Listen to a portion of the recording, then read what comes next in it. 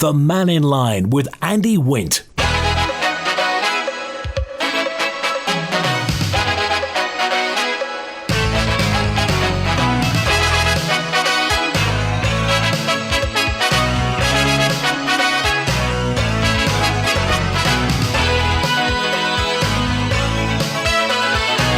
Pastor Mike, good afternoon. Welcome to Mannin Line on Manx Radio.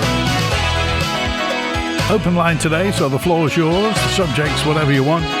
Call 66 1368. Text 166 177. WhatsApp on the same number. Email studio@manxradio.com. Well, it's a lovely day today. If you're out and about, then do. If you have your camera with you on the phone, then we're looking for very spruce petrol stations, and the worst petrol stations, the untidiest petrol stations. I'm not saying they're unsafe, but some petrol stations look, a little unloved, shall we say. And also thanks to the person who sent me the photo in from Higgledy Piggledy Port Jack, and the phone box there, which is apparently, well, it looks awful, to be quite honest. Hi, everyone. This is a sign that's been put on now because people have been moaning about the telephone box. Somebody stuck a sign on. I think it may be official. I think it says Isle of Man Transport. It's been well publicised that I'm looking rather sorry for myself. Oh, it's the bus shelter, isn't it? However, there's good news. I've been told I'm due for a makeover in the coming weeks and I'll be looking much more presentable. So Higgledy Piggledy Port Jack won't be as Higgledy Piggledy as the bus stop is going to be done up. Well, that's nice to know, isn't it? It's been a long-term goal of Manx Care to try and educate you about which of its resources you should be using and when. Knowing what might need a doctor's attention, for example, or what could have an easy over-the-counter treatment from the pharmacist. But are more and more people turning to the emergency department, what we used to call casualty, at the hospital for help because they can't get a GP appointment? The British Medical Association suggested GPs should have no more than 25 patient contacts a day. But what is the actual picture? Lots of anecdotal evidence, people saying that they can't get doctor's appointments, GP appointments, and then when they do get there, the supposedly busy GPs have got an empty waiting room. They don't know what the full story is, and there may be a perfectly reasonable explanation for it. But if you've got any thoughts, then by all means do get in touch. And David's first with us today. Hi, David. Hi, Andy. I've got my latest photograph of the books that should be a bus shelter. But from about agents being told me it was in the telephone box right next to it. Oh, hang on. David, we'll try and call you back. You disappear. I think your mobile phone's playing up or we've lost the signal. We'll call you back and get a good line, David. Julian's now with us. Hi, Julian. Hi, Andy. Can you hear me all right? Absolutely fine, thanks. Lovely job. Just before I talk about bees, I just noticed the DOI Minister, Michelle Hayward, has proposed an amendment, it's a slightly obscure one, to the Marine Infrastructure Management Act. Her amendment is titled Marine Infrastructure Consenting Process Amendment Regulations 2025. And it says in it that it would be set to commence once the environmental impact assessment is completed. It's a bit Nostradamus because we don't know how that one's going to go. But I notice its status is laid before Tynwald, not Tynwald procedure, which has the minimum scrutiny. And the bit that I'm a bit concerned about in it is Section 3 of that document, subsection 7, and the heading is Meetings and Hearings, Disruption and Supervision. So they mention in it about excluding a person if they behave in a disruptive manner at a meeting or hearing, allow the person to continue perhaps only if the person complies with conditions imposed by the examining body. I'm just wondering, Andy, something like, I don't know, if you're bringing something to the harbour perhaps or something, are they expecting trouble with consenting to marine infrastructure? Yeah, seems a strange addition. This is always couched in official language, isn't it? So it'd be nice to know what it is they're kind of mitigating against. Yeah, I mean, I'm not aware that, marine infrastructure meetings have disrupted and all kinds of behaviours that they mention. So I don't know, makes you wonder. Perhaps that access zone bill with all kinds of things to do with animal experimentation, or perhaps it's huge, great wind turbine blades. I don't know. Maybe they're expecting trouble.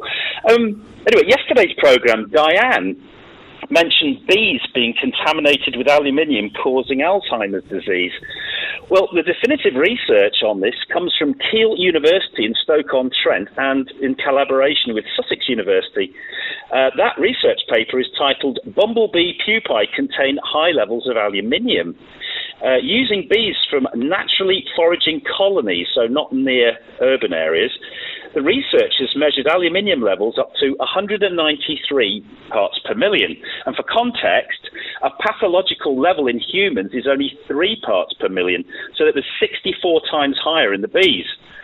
And there does seem to be a direct correlation between these high levels of aluminium in the bees and shorter lifespans, motility problems, impaired circadian rhythms, and impaired immune systems due to poor T-cell response. And the funny thing is, as we said the other day, free-form aluminium doesn't occur in nature. But it's interesting to note that extremely small particles of aluminium have been detected in specially modified aircraft up in the atmosphere, especially during these strange hazy days. And the size was measured at 40 to 60 nanometers. So that's about 50 times smaller than all these little particulates you get in vehicles. But this ties in with a recent research paper from Johns Hopkins University, and that one's all about blood-brain barrier advances in nanoparticle technology for drug delivery.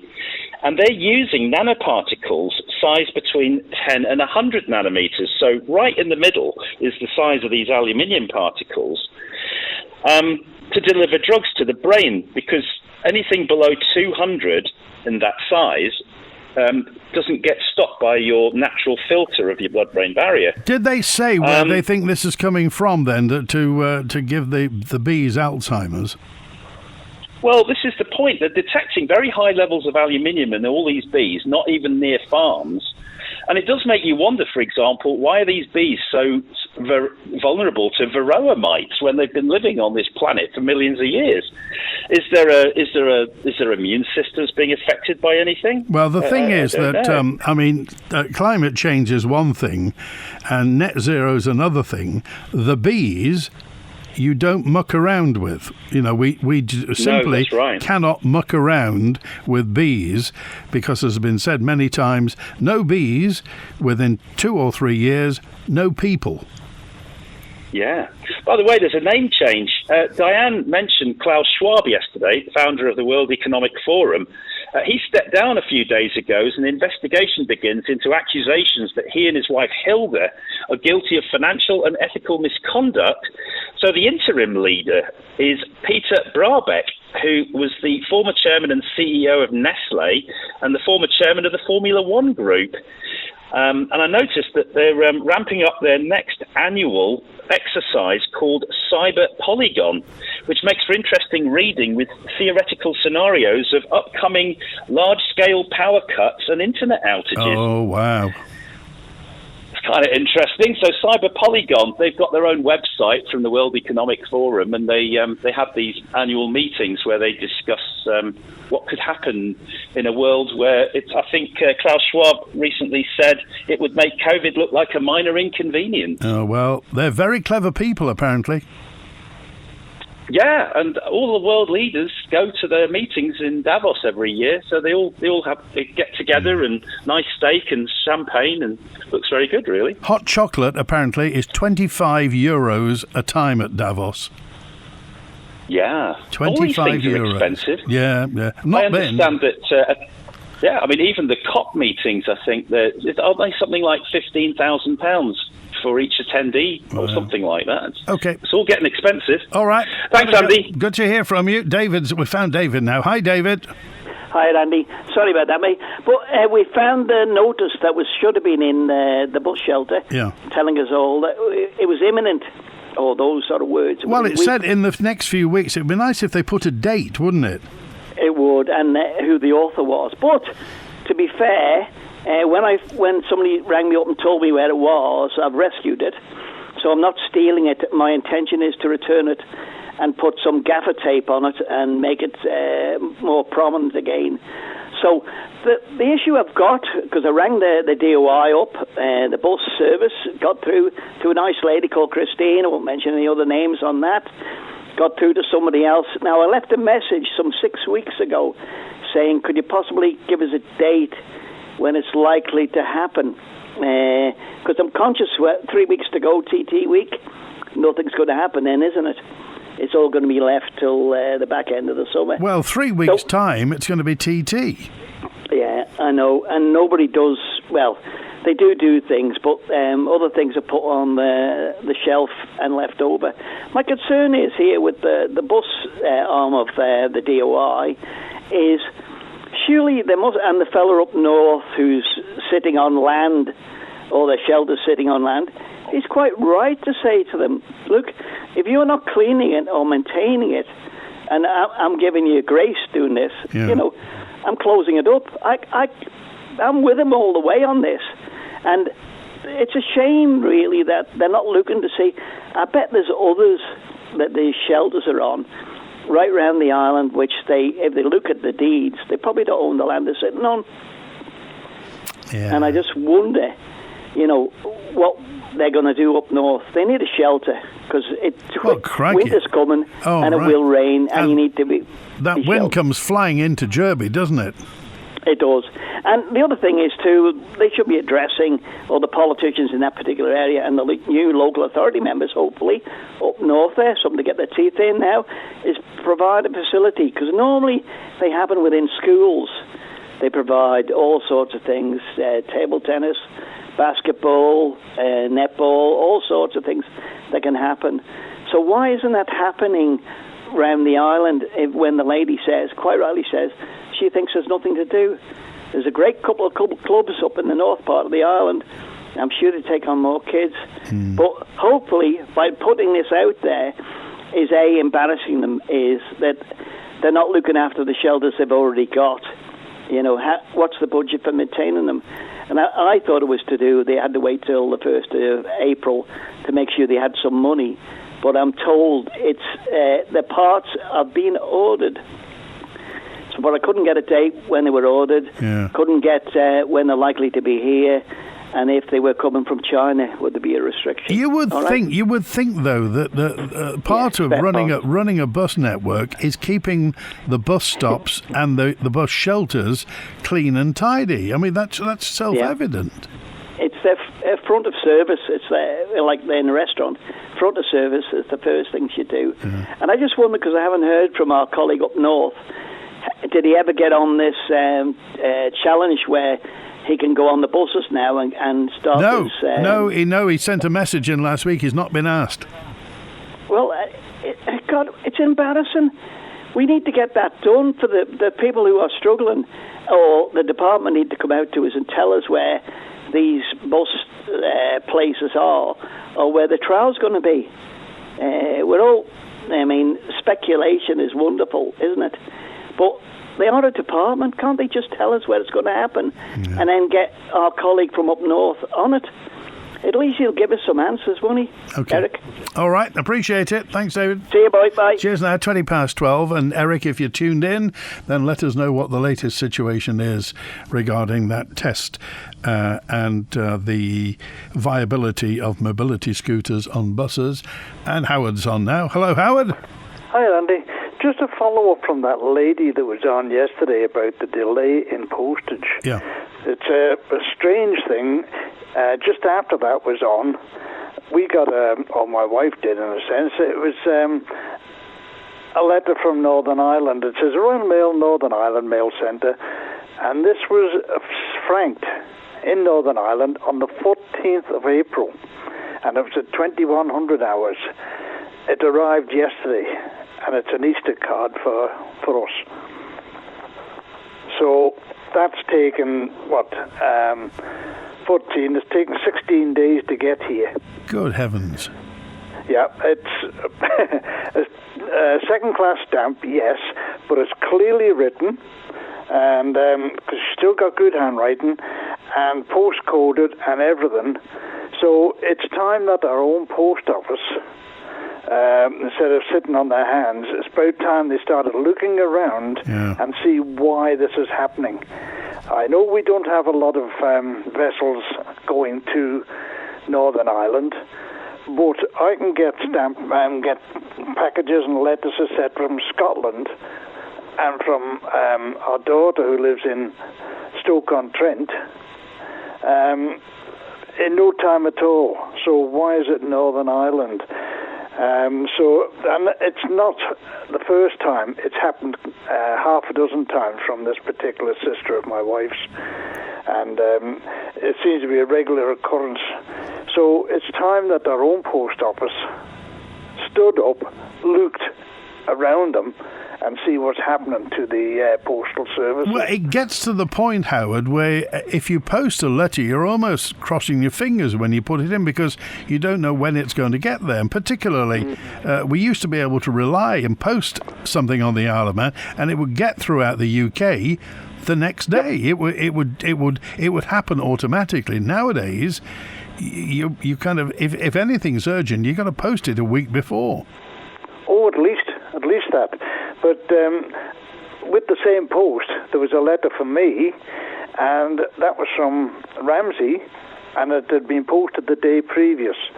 So it had overnighted and then delivered. So you can't blame the lads that's on the streets, on the walks. It's somewhere internal, somewhere between the complicit places where the mail comes to, and I'm expecting a wee parcel, and I know it's down in the Midlands sorting because it's been tracked. But there's nothing in the letter post that gives you anything like this until it turns up at your door. But as I say, that was 16 days just to get from Northern Ireland to here. My word. And that fella threw that big lump of rock from there, and that's how we got the Isle of Man. Okay. But I don't know whether there's any significance, but years ago, when the power station in Douglas was on oil, they were burning what we used to call MFO, medium fuel oil. It had to be heated to be useful because it would solidify. But they had to change that to what they called a low sulfur oil, which was still black oil, but it was a low sulfur grade because they reckoned it was dropping a serious amount of sulfur onto the old Pulrose estate every day. They reckoned there was about a ton of sulfur getting dropped on the Pulrose estate, and they had to change to a low sulfur grade. But when they went through into, I think it was in the 1980s, to putting coal fires in all around the Annaker area, you used to get what they call temperature immersion. And that was where, and I was driving in from work at the airport, and you could see it. It was like a flat floor, but it was about 60 feet above the ground. Temperature inversion, that's what it was. And that was holding the smoke down on the whole of Lower Douglas. But thank God that's gone now. But it made me think they're talking about using a sulfur-based material to dim the sun. So where's the relativity in that? Where would they marry up somewhere? Because they had to remove the sulfur from the oils, and now in this instance they're talking about using a similar product as a cap to dim the sun. But but anyway, that's all it was the letter. And as I say, it's time somebody with a responsible position in the Isle of Man Post Office had a natter with the people that's sending this stuff in. Okay, you can tell me, Howard, because you'll remember this. When was the cooling tower knocked down at the power station? I don't know. Not offhand. You remember the big cooling tower there? I do. A friend of mine, his father worked on it. Right. And I remember it coming down, but I can't remember the year. Right. I think strange enough, the railway was still running, so that would be... Oh, crikey. When did the railway go to Peel from Douglas? That ceased many, many years ago. Yeah. Again, offhand... 70s. The old brain is not functioning this morning. Oh, well, if anybody knows, then by all means tell us. When was the cooling tower knocked down at Pulrose? Well, one thing I was looking at, I was asked a question yesterday. What is the oldest primary school on the island? Oh, crikey. Yeah. I had to look it up, by honest. And what is it? Quebec. Is it? Yeah, and they will be celebrating this year. From what I can work out on the details, they'll be 133 years old. Well, I was going to say Doon, but Quebec is a good shout. Yeah. So I believe it was 1892 it opened. Okay. All right, Howard, appreciate it. Thanks for calling. Take care. Bye now. Bye now. And Uppy Pops now with the very latest. Eric's with us now. Hi, Eric. What's the news? Hi, Andy.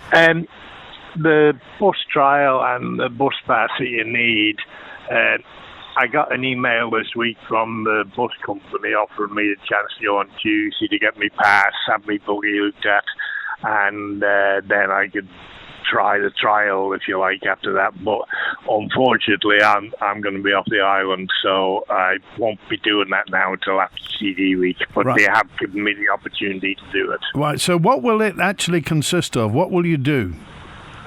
You have to go down and get your pass. You have to look at your buggy, make sure it's safe, and then they give you training. I don't know why they want to train me. They give you training on how to get on and off a bus. And after that, I'll be able to go and do trials. But unfortunately, it is only in Douglas. Right. But I'm hoping, because it's going to last 6 months, I'm just hoping that within that 6 months, they don't wait 6 months and maybe put the trial down in the north as well. Because they've got castle curbs down here. They put them in up by the doctors, by the grammar school, and other places in the town. So there's no reason the trial couldn't be done in the north as well. Right. So when this happens at some point, what will the other passengers notice about it if somebody comes on with a mobility scooter? Nothing really, as long as there's room for them and they're competent to reverse it into the where the prams disabled bay in the buses are, so it won't affect anybody else. The only problems you'll have will be the fact, if you've got one on, you can't have two. Or if I was, for example, sitting in there coming to Ramsey and somebody went it on with a pram, if they couldn't hold it up, they wouldn't be able to get on. But that's the same everywhere the world over. There's only limited space for mobility scooters. So it's no different to anywhere else. Yeah, Eric, this is all a bit late, isn't it?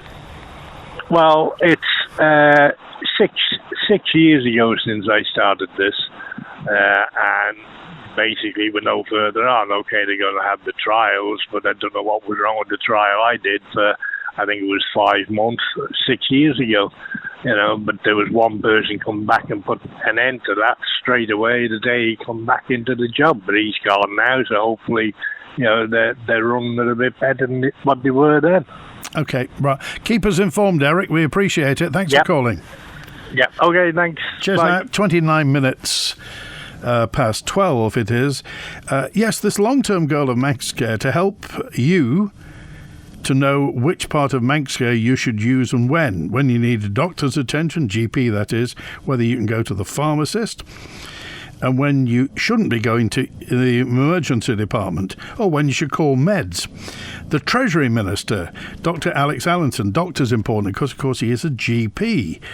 This is the Treasury Minister, Dr. Allinson, about Manx Care and educating you about which bits of Manx Care to use and when. The British Medical Association have been very keen on looking at the workforce planning for general practice, but also the pressures on GPs. We know that's been building up and up. We know that quite a few GPs have left the profession because of workforce pressures. So it is a matter of balancing that. Now, they've produced some recommendations about the optimum list size per GP and the optimum number of patient contacts you have each day.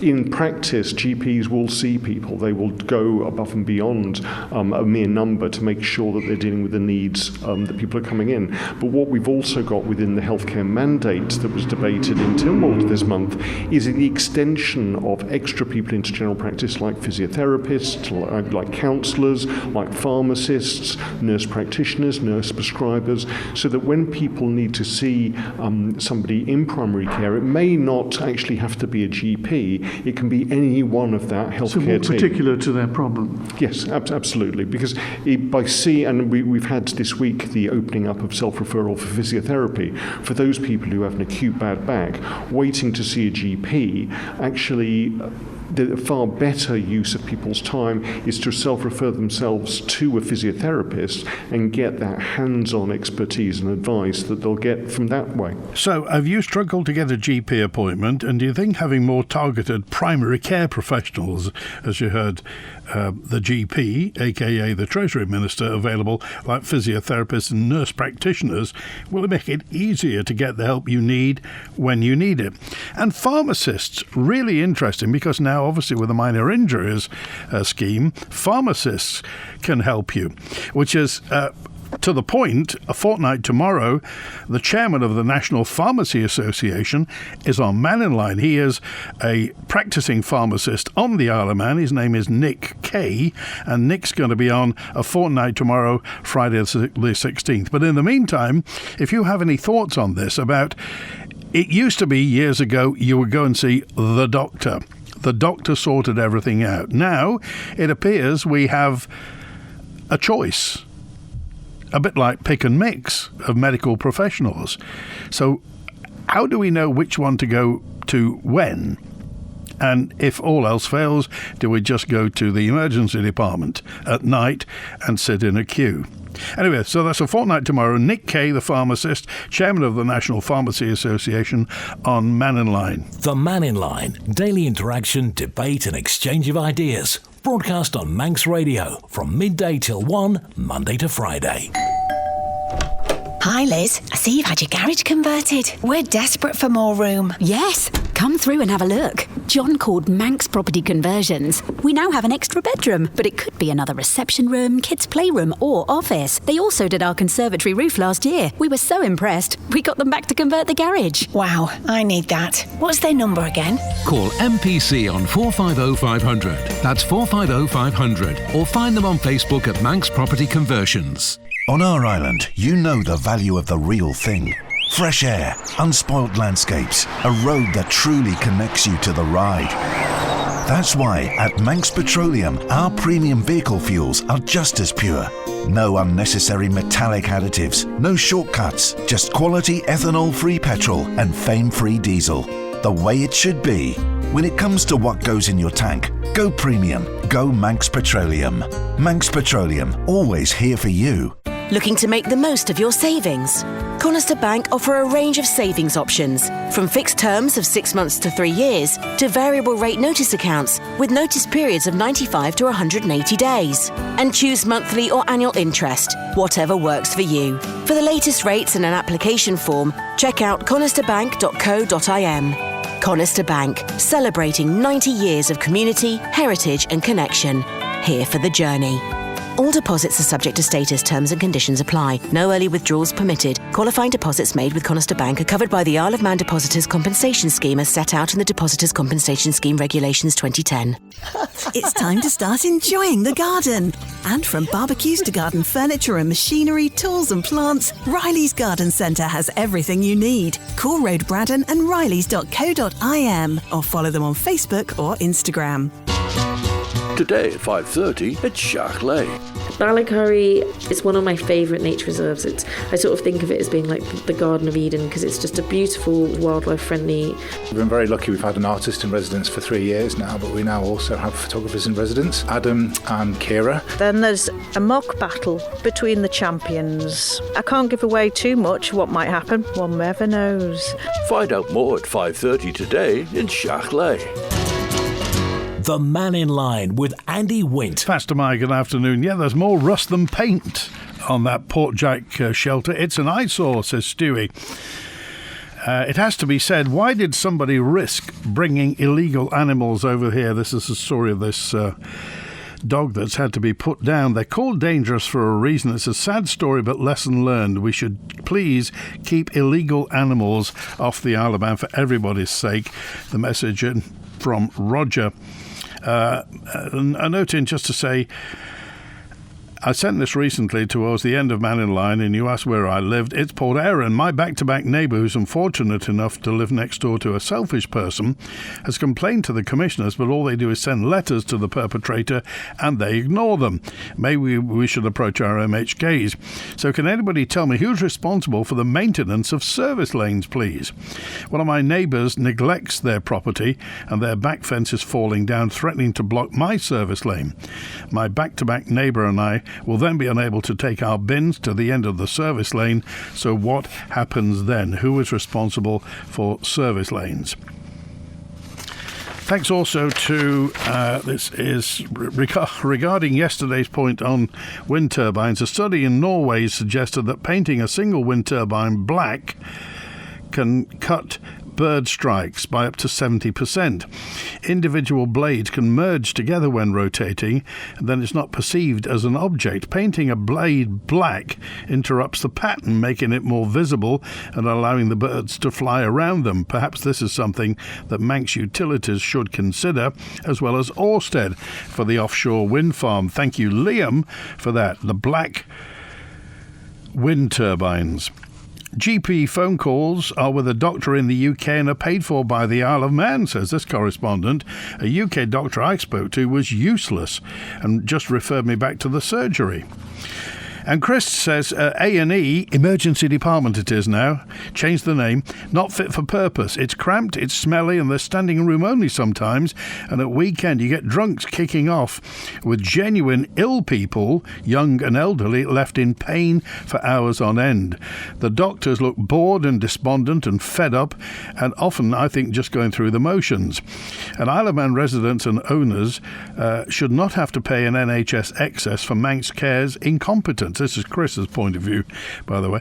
When it's my time to go, I'd rather die on the spot than go to A&E. Well, thank you, Chris. We get the picture. There are often very, very long... Everybody's got a story of either themselves or somebody they know waiting for hours on end in the emergency department. And often, of course, if something comes, if an ambulance is sent out to an emergency, then they will naturally get preference. But that just backs up the queue. While scrolling through Facebook, I came across an article on Black Country Live, which reads, a major UK dependency, the Isle of Man, is currently looking to implement a blanket 20-mile-per-hour limit across the whole of the region. Drivers and motorists have been warned. Well, such information like this, disinformation, misinformation, is going to kill our tourist trade. There are over 250 comments associated with this article. It's being viewed extensively, says Steve in Onken. Black Country Live, that's the Midlands, just between... to the west and south of Birmingham, isn't it, the Black Country? So, well, you just wonder where it's come from, whether they've grabbed a story and taken their own spin on it. But if that's getting put elsewhere, no doubt we've got a big team of communications people that the government have, so maybe they'll be implementing that. Maybe they're monitoring and see it. Get on the comments. My husband and I recently left a GP surgery after 40 years as you couldn't get through on the phone, and when you did, you were told they were busy and that we should just go to meds. We've since changed GP surgery. We couldn't be happier, says Mary. Thank you, Mary. And the other message in that just says, I was working on the prom on Sunday. lamp column 69 near Paramount City. The top spike fell off and covered the road in plastic. It wasn't windy, so who knows how safe the other spikes are on the other posts. I was lucky it didn't hit me or anyone else or a car, says Bill. Thank you, Bill, on WhatsApp. And Kirkmichael petrol station. There's rubbish everywhere and out the back, stock all over the floor. Too much stock. It's been stored in the aisles. Rotten wooden storage bins in the front and random staff members. It's a weird picnic area and a scruffy metal shed. The Kirkmichael petrol station. We're looking for the best and the untidiest petrol stations on the Isle of Man. And your thoughts, too, about this, what Dr. Allinson was talking about, that we should all know. They're looking to educate us about what we should use in Manx Care and how we should use it. The cooling tower was demolished in the mid-1990s. I remember as I was working at the newspaper office at the time, when we first moved there in 1993, I remember the oil tanker lorries going to the power station, but then the present power station was opened in 2000, which of course is gas-fired. The railway line to Peel was removed in the mid-1970s. Sorry, not sure of the exact years. That's close enough as makes no difference, Charles, and we appreciate that. Somebody else tells me September 1968 was the last train to Peel. And also, I'm very indebted to, oh, by the way, 1 to 3 today, not Christy, it's Jason Moore. And it came out with a terrific piece of information. I don't know whether you know this. The Isle of Man's £5 and £20 notes are unique in the world. Our £5 note and our £20 note unique in the world, as they're the only paper notes that show establishments that sell alcohol. It's true. The £5 note has got the glue pot on, obviously because it's got Castle Rushen, it's got the glue pot on, and the £20 note has got the Mines Tavern in Laxey. Did you know that? If you can confirm that, that would be true. Thank you, Jason, for that information. Our £5 and £20 notes are the only notes in the world that have alcoholic establishments on them. The glue pot, there should be a question. Send that through to the BBC. The Hackney taxi in London and Edinburgh, all Hackney drivers are required to take wheelchairs unless you have a medical exempt certificate. Most Hackneys on the Isle of Man are saloon cars, so how many wheelchair-friendly cabs are there on the Isle of Man? I don't see many. That's 390. Now, if you're a taxi driver and you take wheelchairs, then let's give you a mention then. The government were quick enough to euthanise that poor dog, but it won't do anything to the people that they're protecting. Why didn't they just move the dog to somewhere where they're legal? The animal did nothing wrong except being born. They can't say there was no choice. There's always a choice, says Marty. Well, it's always the owners, isn't it, Marty? It is always the owners. It's always the people who throw litter. It's always the people who park badly. It's always the people who park in the wrong place. It's always the people that get it wrong. Obviously, that, as you say, the dog didn't know any better. The dog was just brought over here, but it is against the law, and the dog was put down.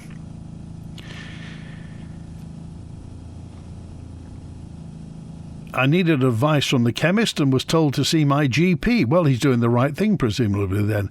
Apparently, Arbury School is the oldest, 1834. Well, we'll find out more about that. And a note in to tell me, I was recently told at my GP practice that pharmacists can't treat you if you're over 70, says Sue on 768. Is that true? If you're a pharmacist or a GP, or you work for Manx Care, can you confirm that? Pharmacists can't treat you if you're over 70. It begs the question, says Andrea, to what do GPs do if we're being directed to other areas? They're saying 25 consultations a day. That's the target for them. Well, any thoughts on this or anything else, by all means do get in touch. Text, email, call and WhatsApp. Tomorrow, remember, interesting because A man who was first elected to Castletown Commissioners in 1976, in 1981 was elected to the Keys. It was an MHK for Castletown, many-time minister, and subsequently did 5 years as chief minister, and then left politics. But he's back. As of last week, a week ago today, Tony Brown is now a Castletown Commissioner again. So he's in tomorrow on Mannin Line, so you can ask him anything you want. Why has he done it? Why is he coming back? He did mention in his post-election interview that he hopes he can bridge the gap between Castletown and he's mentioned those people in Douglas, i.e. that's the government. So we'll find out tomorrow. And you can talk to Tony Brown, former Chief Minister, former MHK, and now two-time Castletown Commissioner, once in the 1970s and now in the 2020s. That's tomorrow. Tony Brown. Instead of moving your rubbish from A to B, take it to C. Castaigne Scrap Metal. The only name you need when it comes to scrap on the Isle of Man. Bring your scrap metal down to us at Foxhill Road and we'll help you unload it, taking away the eyesore and instantly tidying up your home, business or workplace. Think Castaigne Scrap Metal. The only name you need when it comes to scrap. Castaigne's Scrap Metal. Call 801 337. Did you hear? Hear what? Skipton International has a fixed rate bond at 4.4%. Oh, really? That's a strong return. How does it work? Skipton International's based in Guernsey, and with £100,000 or more deposit, you can lock in that great rate, fixed until 31st of March 2026. Sounds like a smart move. I'll check it out.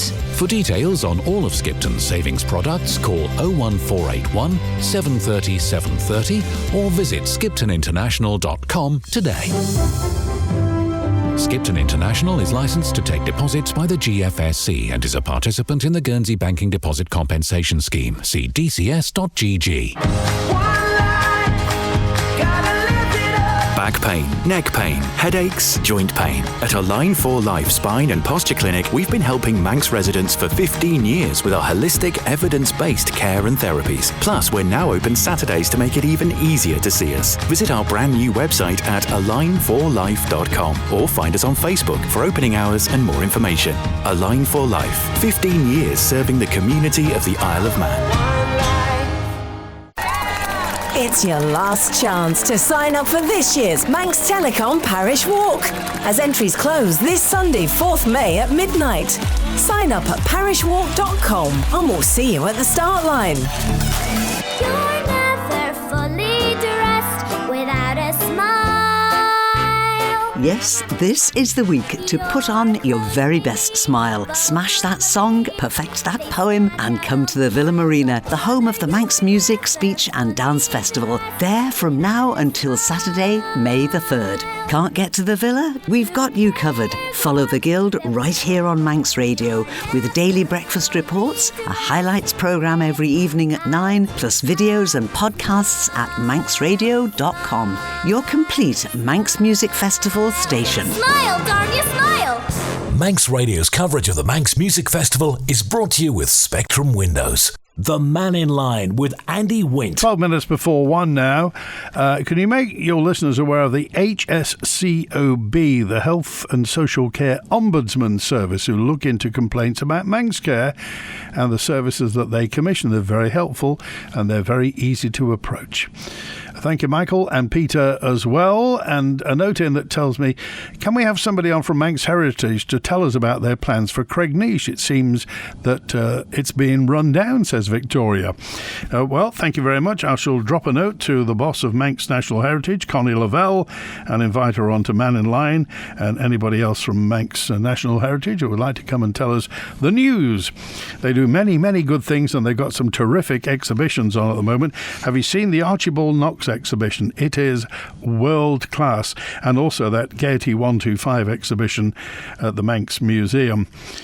But yes, I'll certainly do that. They're making post awful so we don't use it, and the same with banknotes, says Pammy. It's weird. I mean, the world has changed enormously in the past 30, 40, 50 years, but then again, the world always changed, didn't it? everybody's parents said things aren't what they used to be. But it seems that we're seeing the degradation of the post. I mean, once upon a time you had 2 deliveries a day. We used to have Saturday deliveries as well. So it seems it's going down, and obviously Isle of Man Post have got to manage the situation as they see it. They've got courier companies snapping at their ankles all the time, doing all the parcels. So we'll see what happens. But Pammy, I don't think they're doing it intentionally. It's just that we get handed the fuzzy end of the stick, don't we? Same with banknotes. Well, you remember Beastie's advice is to use Manx banknotes, particularly Manx pound notes. Always ask for Manx pound notes and use them. The more you use cash, the more they can't take it away. I was walking on the prom this morning. I noticed the blue fence was put up in 1998, and I've never seen anyone paint it in all that time. No wonder it's rotting away. It seems it was put up and then forgotten about. I don't think it was meant to be painted. It was plastic, that fence, isn't it? But it had a metal interior, and it's the metal interior that's obviously rusting and then splitting the plastic. Maybe we'll get some new one. Maybe they'll put a wall all the way down. Don't say that. A 1-minute Google will tell you that the main sources of aluminium in the atmosphere comes from combustion of coal, from mining, waste incineration and motor exhaust, as well as the process of actually making aluminium. It doesn't come from secret men in secret planes secretly spraying us for secret reasons. But obviously the above doesn't fit in with the agenda of conspiracy theorists. Thank you, Steve. Just been to Williston Post Office, says this correspondent. Sue, it is. Oh, no, this is anonymous. Just been to Williston Post Office to tax my car, only to be told by the grumpy old man that the form from the government isn't good enough and that I needed my insurance. As I didn't have that to hand, I went to another post office, only to be told that the government form is okay. The post office need to get their staff in line. Thank you for that. There are no white lines on the main road still, so get the DIY off the TT course, says Dodsey. And another mention in, lots of messages in today, and I thank you for them. Michael says, it's Andy. The false news story about the 20 mile per hour limits appearing in off-island news, then surely Michelle Haywood should address them, because she's the one heading the DOI that's responsible for the situation. Well, you can't blame journalists off the Isle of Man, because it makes very good copy in that the road racing capital of the world appears to be wanting a 20 mile per hour limit. Now, whether or not this is an all-island limit, Michelle Haywood has said almost fastidiously, they don't have any plans for an all-island limit. Remember, that doesn't say never, it just says there are no plans for an all-island limit. However, we can't blame journalists from off the Isle of Man adding 2 and 2 and making 12. Journalists often do that. Simplify, then exaggerate. So if they see the fact that the road racing capital of the world is looking at a 20 mile an hour speed limit, it makes very good copy. What we do about it, well, that's down to the government, isn't it? My son needed a GP appointment, was told to wait 6 weeks or go to A&E. It's ED 313, but I appreciate it. He waited and ironically saw an A&E doctor covering the practice, says Gaz. And 376 says, why are you stirring trouble up over petrol stations? It wasn't me. You need to listen more, 376. Somebody wrote in last week, and a couple more people have said that some petrol stations are untidy. I mean, do we have a right to have tidy petrol stations, 376? Remember, they are public. They're to serve the public, so some are better than others. I'm more than happy to hand out bouquets to very prim, proper, well-painted and tidy petrol stations and service stations. But the obverse does apply. If somebody isn't doing it, really, they can't expect to get away with it, surely, can they? You don't operate a petrol station, do you, 376?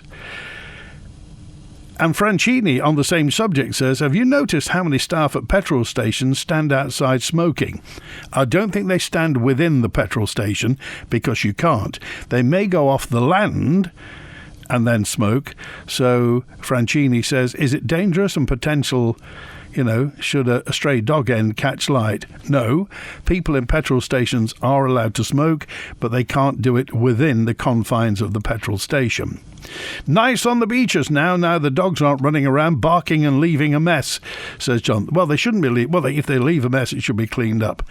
And on the subject, says Simon, in the north, on the subject of the Manx £20 note, did you know if you look at the picture of the crowd on the Victorian-looking people with their backs facing, the only figure facing towards you is Elvis Presley. Actually, it looks like the Fonz.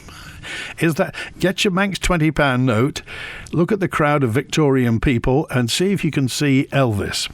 There could be a whole programme in this. In fact, somebody at the BBC will probably commission a series. The £5 note and the £20 note, alcohol selling places, and Elvis Presley on our £20 note. Right, so tomorrow, Tony Brown. It'll be interesting to get to the bottom of this. Why has Tony Brown gone to local politics? Former Chief Minister, former MHK, and... When the Mannin Line's not on air, call Manx Radio to leave your opinion for broadcast on 682 631. 49 years ago, first time round a Castletown Commissioner. Tony Brown on tomorrow. And if you want to call the answer phone on 682 631 and leave a message, or email manninline@manxradio.com and we'll put your question in.